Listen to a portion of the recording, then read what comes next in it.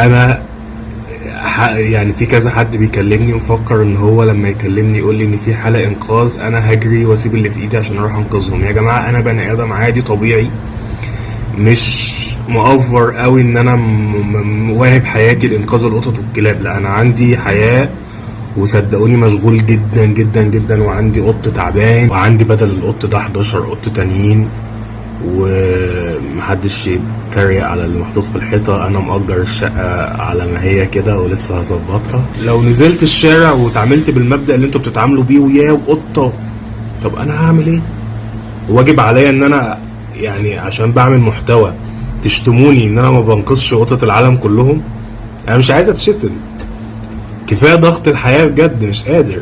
انا راجل طبيعي جدا، ولما بقابل حاله بنقذها لو انا قادر انقذها، واوقات كتير بقابل حالات بحكم شغلي وحياتي بسيبها وامشي عشان ما بيبقاش عندي وقت ولا امكانيات ان انا اعمل لها حاجه.